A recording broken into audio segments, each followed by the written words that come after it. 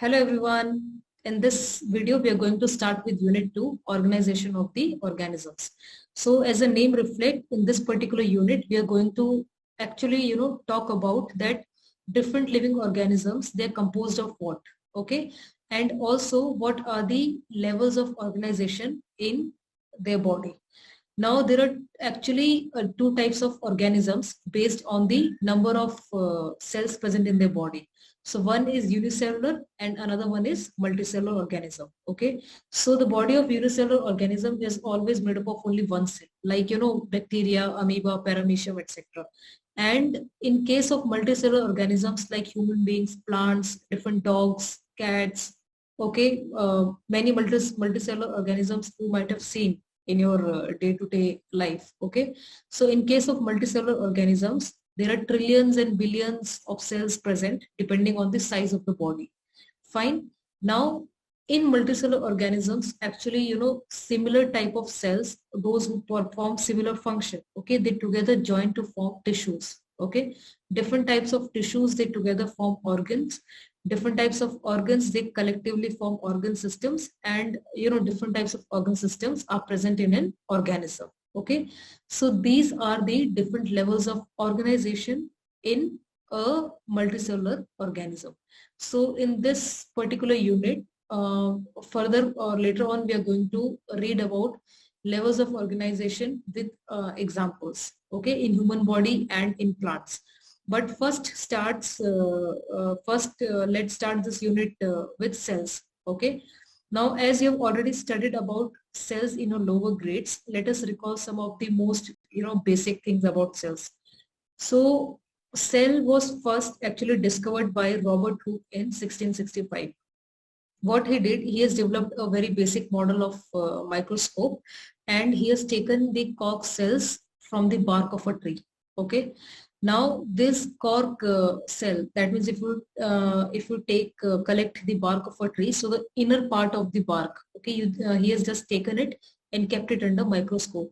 So after keeping it under microscope, he could just see a honeycomb like structure. Okay, so the one small room, okay, for one small room, he has coined the term cell. He has given the term cell. So the meaning of word cell is one small room. Okay, so cell term was actually coined by Robert Hooke. Fine. So Robert Hooke is the scientist who has first discovered cell in year 1665, and all the cells observed by Robert Hooke was dead cells. Later on, different scientists, they were working on the development of microscopes and other things. Okay, so there was one scientist, his name was Anton von Leeuwenhoek. Okay, so what he did in the year 1675, he was working on one of the microscope, and just in order to check whether the microscope is working properly or not, he has just taken a drop of water, okay, and placed it on this slide and observed it under the microscope. So for his surprise, he could see a very small, tiny particles moving here and there in the water. Okay, so then he understood that okay, on Earth, very microscopic organisms exist. Okay, there are organisms present on Earth, in water, in air, and other places, like which are highly microscopic and they cannot be observed with the help of our naked eyes. Fine. So that's why Anton von Leeuwenhoek is also known as father of microbiology. Okay, what we call him, father of microbiology. Okay.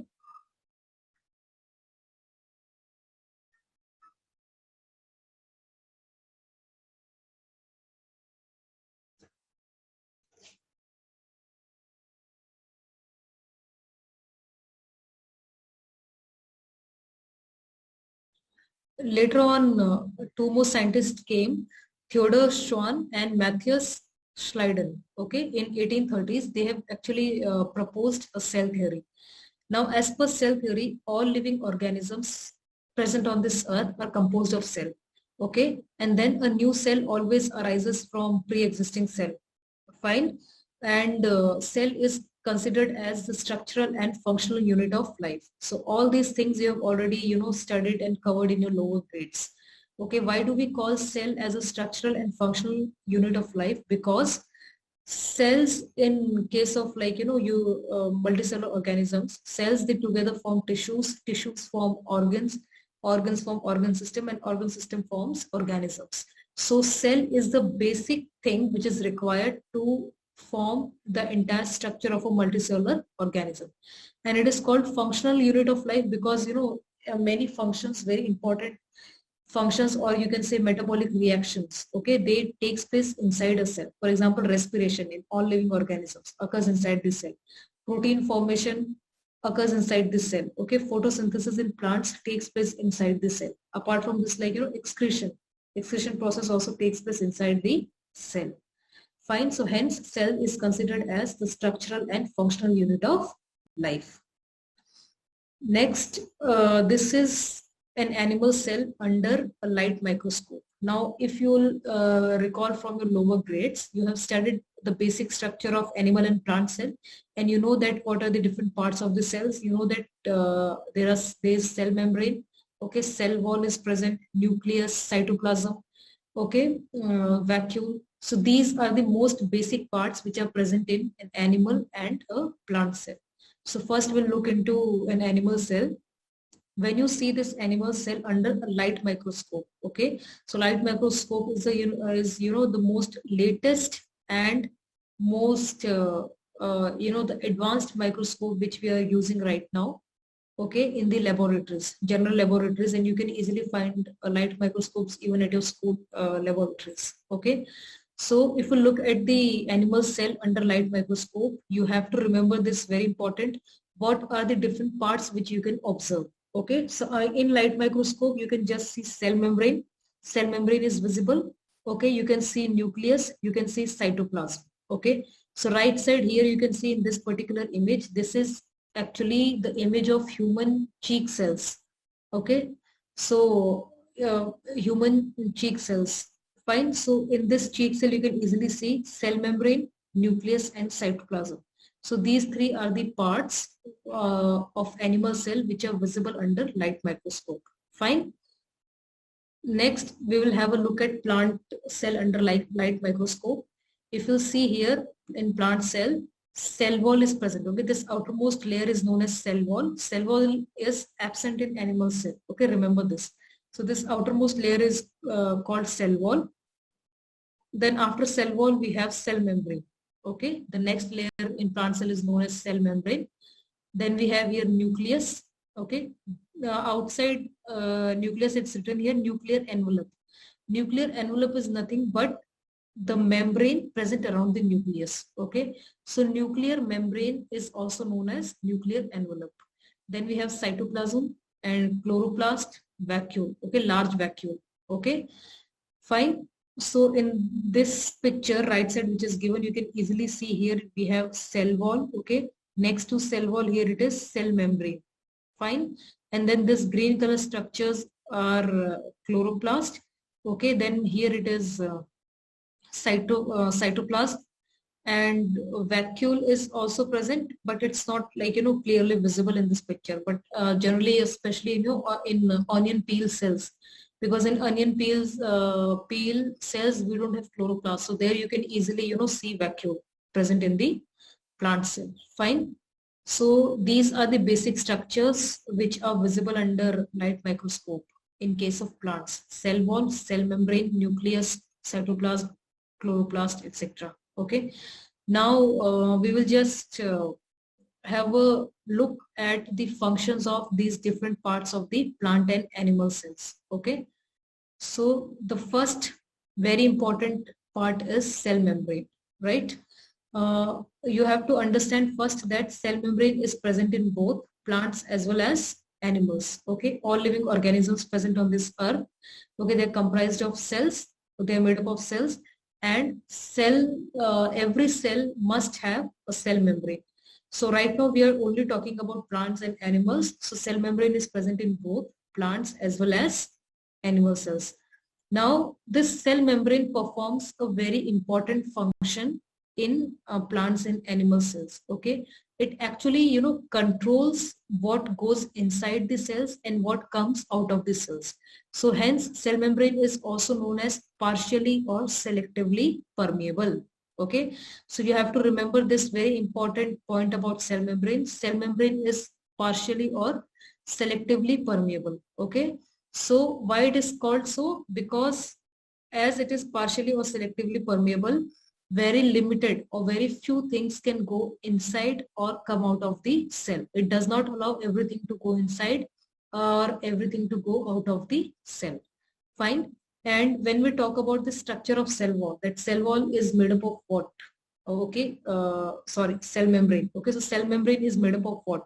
So the cell membrane is actually made up of fats and proteins.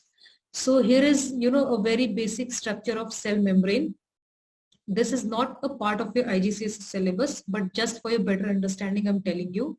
Cell membrane is made up of fats and proteins, and this model of cell membrane is known as a fluid mosaic model. Okay, so this is fluid mosaic model, which actually shows the structure of a cell membrane.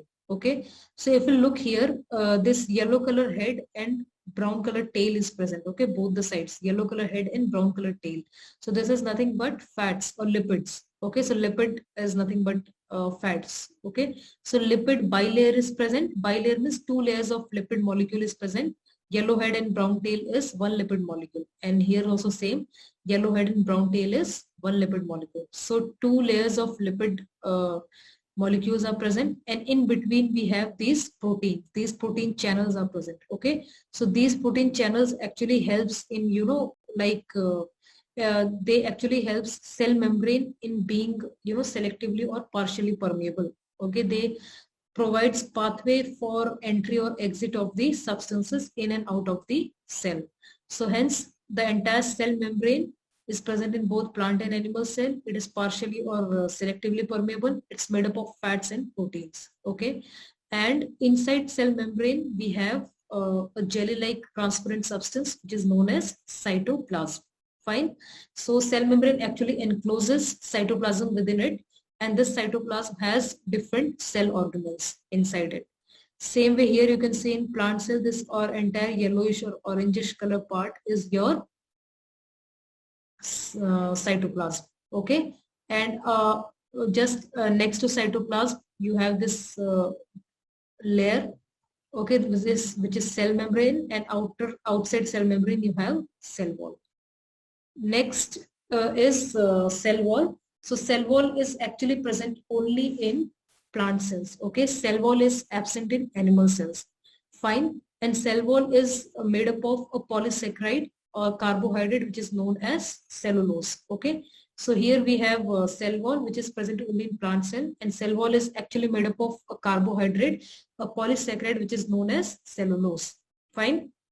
Now, when we talk about the arrangement of this cellulose in cell wall, so there are many crisscross fibers present like this. Okay, many crisscross fibers, they are just arranged, they cross each other and arranged in the entire cell wall. So because of this crisscross arrangement of cellulose fibers in cell wall, there are large gaps present in between. Hence, cell wall is fully permeable.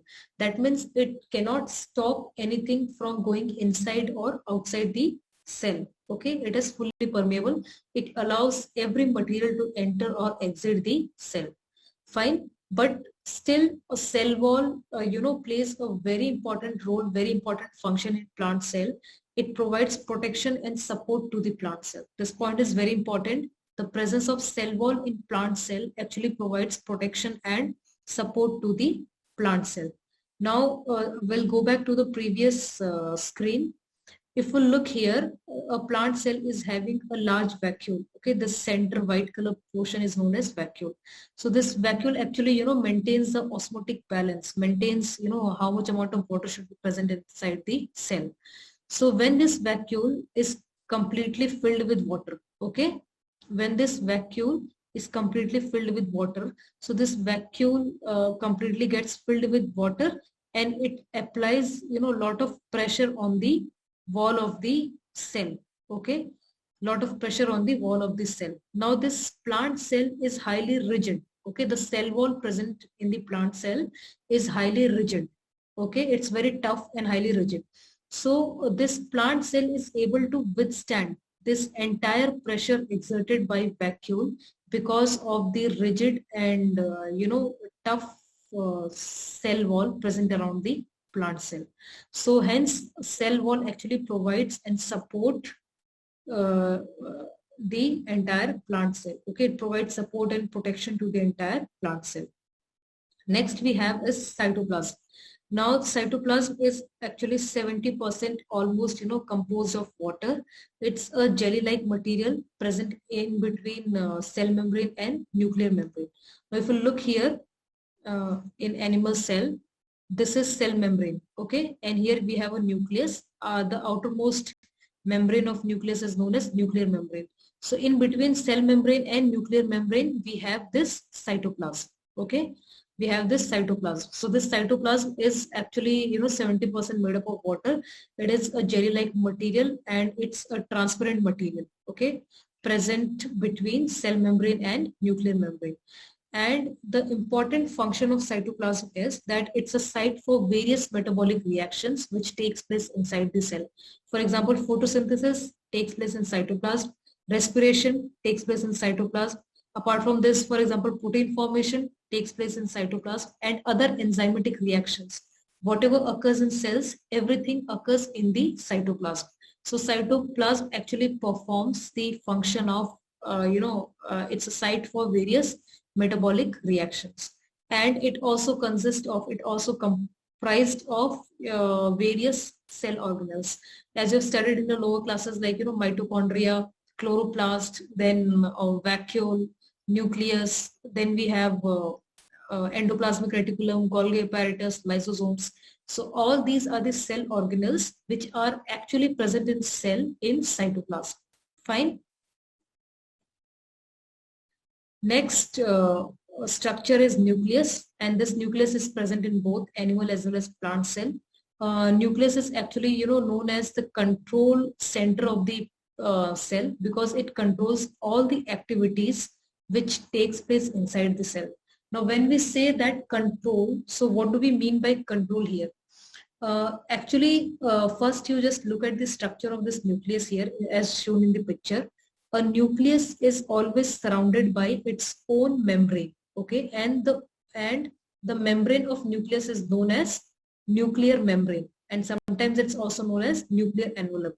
Now remember that this nuclear membrane which is present around the nucleus is double layered, okay. It is two-layered membrane which is present around the nucleus. Fine. And in between nuclear membrane you can see that nuclear membrane is not continuous. In between nuclear membrane we have small pores which is known as nuclear pore. Now if something has to go outside the nucleus into the cytoplasm, or if something has to come inside the nucleus from cytoplasm inside the nucleus, so this nuclear pore helps or aids that particular function, okay. So this is nuclear envelope which is having in between them nuclear pores, okay. And inside nucleus we have another dark region which is known as nucleolus. Fine. And the entire nucleus is also filled with a jelly-like transparent material which is known as nucleoplasm. Now remember, the jelly-like transparent material which is present inside the cell is known as cytoplasm, and the jelly-like transparent material which is present inside the nucleus is known as nucleoplasm. And nucleoplasm together with cytoplasm forms the protoplasm of the cell, okay. Together they both are known as protoplasm. And the very important thing which is present inside the nucleus is the genetic material, okay. Genetic material, DNA. In case of plants and animals it is always DNA, deoxyribonucleic acid. Now this genetic material which is present inside nucleus is actually present like a long thread-like structure, as you can see here in the picture, a highly coiled long thread-like structure, and this highly coiled long thread-like structure is known as chromatin. So remember that only before cell division, when the cell is about to divide, okay, at that particular time only this entire chromatin material, it gets condensed. It gets condensed and it forms chromosomes. It comes into the shape of chromosomes, okay. For example, in case of human beings, the number of chromosomes which are present inside the cell is 46, 23 pairs. So when a human cell is about to divide, so this entire chromatin material, it, condensed completely and forms 23 pairs of chromosomes in it. Okay, it will get arranged in 23 pairs of chromosomes. So nucleus is having a nuclear membrane. This nuclear membrane is not continuous. It's having nuclear pores in it. Okay, it has nucleolus. Inside nucleus we have a jelly-like transparent material which is known as nucleoplasm. Fine. And we also have chromatin material. Chromatin material is nothing but the genetic material which is present inside the nucleus. Okay, it is DNA. Only at the time of cell division, this entire chromatic material gets condensed completely and forms the required number of chromosomes. Fine. You have to remember one more thing, that this chromatin material is made up of DNA, and this DNA is actually having, as you have already studied in the first unit, this DNA is having different, sequences of base pairs. So these base pairs actually they also form genes. So this DNA has different genes in it, and each gene actually, not all genes, but many genes, they code for a protein. Okay, they code for a protein. So remember this chromatin thread is made up of DNA. DNA has genes on it, and genes actually code for proteins, right? The next part is vacuole. So very important part in case of plant cells. Vacuole is very large and prominent in plant cells, and this vacuole here in case of plant cell is actually filled with a liquid. A solution is present inside the layer, inside the vacuole always, and this solution is actually known as cell sap. Okay, then it provides shape to the plant cell. What is the function of vacuole? Vacuole actually provides shape to the plant cells, and it maintains turgor pressure. Now what is turgor pressure? In next unit you're going to learn about turgor pressure.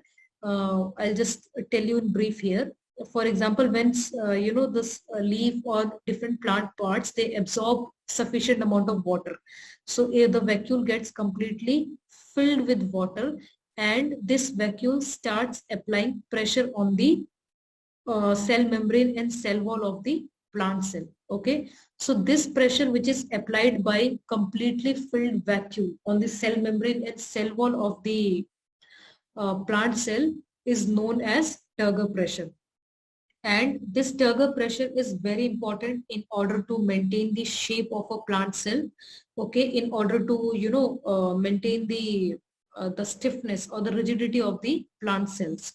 For example, if you don't water any plant in the pot or in your garden for a few days, so after sometimes you will see that the leaves of the plant, they wilt. Okay, wilt. Okay, so why do they wilt? Because the cells of the plant, they lose turgor pressure due to the less amount of water present on the plants. Okay, so there, the turgor pressure inside the cells is lost. So it's very important to maintain the turgor pressure in the plant cells. Fine, because it provides, proper shape and rigidity to the plant cells. Hence, vacuole is important in order to provide shape and in order to maintain the turgor pressure in the plant cells. Another function of vacuole is it stores salts, different types of salts, minerals, okay, pigments, proteins, and also many waste products which are produced inside the plant cells. So on temporary basis, they also get stored in vacuole. So the function of vacuole is to provide shape to the plant cell, maintain turgor pressure. It stores minerals, salts, pigments, proteins, and other waste products produced by the plant cell. When we talk about animal cells, in case of animal cells, vacuoles can be more in number, and they are very small in size. But remember, all animal cells do not have vacuole. Okay, very less or very few, very specific animal cells, especially unicellular organisms, they have vacuole. Okay, but in case of plant cells, a large and prominent vacuole is present in each and every type of plant cell. Okay. Now, when we talk about animals, small and many vacuoles are present in unicellular animals like amoeba. Now, look here in the left side picture, we have here food vacuoles.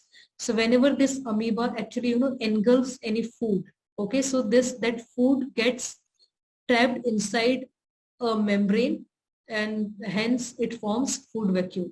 Here we also have this contractile vacuole present permanently in amoeba or other unicellular organisms, because this contractile vacuole actually helps in maintaining the osmotic balance of the cell.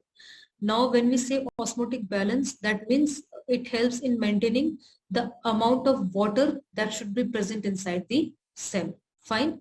So how much amount of water should be present inside the cell? That is actually decided by contractile vacuole. So I hope the function of vacuole is clear to you guys. One last point I would like to add here is the membrane which surrounds plant vacuole. Here we have this plant vacuole. So the membrane which actually covers the plant vacuole is known as tonoplast. Okay, so this membrane which covers the plant vacuole is called tonoplast. And this 1 mark question is asked in IGCSE exams sometimes, that the liquid which is present inside vacuole is called what? So the liquid which is present inside vacuole is known as cell sap. The last part which we are going to cover in this particular video is chloroplast. Okay, so chloroplast is, remember, it's present only in plant cells, some of all the algae and cyanobacteria. Cyanobacteria is a type of bacteria. It actually comes under kingdom Monera, the first kingdom. So it's actually a kind of bacteria and it has chloroplast in them. So they perform photosynthesis. So hence chloroplast is actually a site of photosynthesis. Okay, for plant cells it is a site of photosynthesis. It's also called kitchen of the plant cell, because it's the organelle where plants actually perform photosynthesis. Now this entire chloroplast is actually covered with two membranes, outer membrane and inner membrane. It's clearly visible in the picture, outer membrane and inner membrane. The space between these two membranes is known as intermembrane space, and inside inner membrane a liquid is filled, okay, and this liquid is known as stroma. Okay, this entire space is known as stroma, filled with the aqueous fluid. Okay, and we have these round structures. Okay, these round structures are stacked one above the other, means one structure and then another, then next, then fourth, fifth, like this. So these flat disc-like structures are present inside the chloroplast, and one disc is known as thylakoid. Okay, thylakoid, and these the group of disc, okay, so many discs together is known as granum.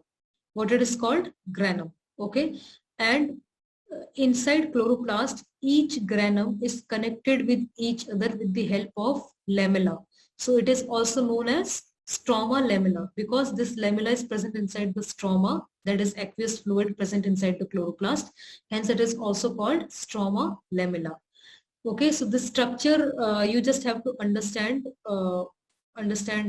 properly. So this is chloroplast. Okay, outer membrane, inner membrane. The space between these two is known as intermembrane space. Inside inner membrane, we have a fluid filled space which is known as stroma. Then we have flat disc. Okay, one flat disc is known as thylakoid, and these discs are just stacked one above the other. They are present one above the other, and they are known as granum. Okay, the stack of thylakoids is known as granum, and different granums in stroma is actually connected with each other with the help of lamella. Okay, what it is called? Lamella, stroma lamella. And this thylakoid is actually it's a site of photosynthesis. Actually, this chloroplast is a site of photosynthesis, but when we talk about different parts of chloroplast, so where does photosynthesis occur? So photosynthesis actually takes place inside the thylakoid, okay, thylakoid of the chloroplast. So this chlorophyll molecule, which is very important for photosynthesis, you have studied in the lower classes that chlorophyll actually helps in trapping sunlight energy. Okay, so this chlorophyll pigment helps in trapping sunlight energy for the process of photosynthesis. So this chlorophyll molecule is actually, present in thylakoid of the chloroplast. Fine. So in the last slide, I have just summarized everything here. Okay. And this table, you can just remember as per your exam point of view. Okay. So cell membrane is present in both animal and plant cell. What is the function? It's partially permeable, and then it protects cell by controlling what enters or goes out of a cell. Okay. Then cell wall, it's absent in animal cell, but yes, it is present in plant cell. It is fully permeable and it provides protection and support to the plant cell. Cytoplasm, it is present in both plant and animal cell. It's jelly-like transparent material, 70% made up of water, and it's a site for all metabolic reactions of a cell. Nucleus is present in both animal and plant cell. It encloses genetic material of a cell and it controls all the activities of a cell. It actually, nucleus provides direction, provides guidance for all the activities which takes place inside the cell. Then vacuole, there are many small vacuoles, small and many vacuoles present in some cells. Okay, these vacuoles are not present in all animal cells. Small and many vacuoles present only in some cells, especially in unicellular organisms. Okay, in case of plant cells, large and prominent vacuole is present in all the plant cells. Okay, plant cells cannot survive without vacuole. The function of vacuole is it provides support and maintains turgor pressure inside the cell. Then it is filled with a liquid called cell sap. It also stores minerals, salts, sugar, pigment, proteins, and also very important, it also stores waste products made by the plant cell on temporary basis. Then chloroplast is absent in animal cell. It is present only in plant cell. Then it's a site for photosynthesis in plants. It's also known as kitchen of the plant cell. We have starch grains. Starch grains are absent in animal cells. It is present only in plant cell. It is present as a stored food in leaves, and not only leaves, it is present as a stored food in leaves, stems, like your potato, your sweet potatoes are full of starch. So it's also present as a stored food in different fruits or vegetables of a plant. Okay, actually these starch grains are also present inside chloroplast. In chloroplast is actually a site of photosynthesis. And if you'll recall from the lower classes, in the process of photosynthesis, the sugar which is produced is glucose. Okay, so glucose is a carbohydrate which is produced during photosynthesis and is present inside the plants. But this glucose is, you are already aware that it can easily get dissolved in the water. So this glucose is always stored in plant cells in the form of starch. Now you know that many number of glucose molecules, they just join with each other in in a single chain like structure and branched structure, and together they form starch. Fine. So carbohydrate which is produced in the process of photosynthesis is glucose, and this excess of glucose is always stored in plant cells in the form of starch. So hence starch grains you can easily find in plant cells and never in animal cells. The last part is shape. So animal cells are irregular in shape, almost irregular, and plant cells, they generally have a fixed regular shape because of the presence of cell wall in them. Okay, so further in this unit we will learn in upcoming videos. Okay, further other topics about this unit we'll learn in upcoming videos. Take care till then. Bye bye.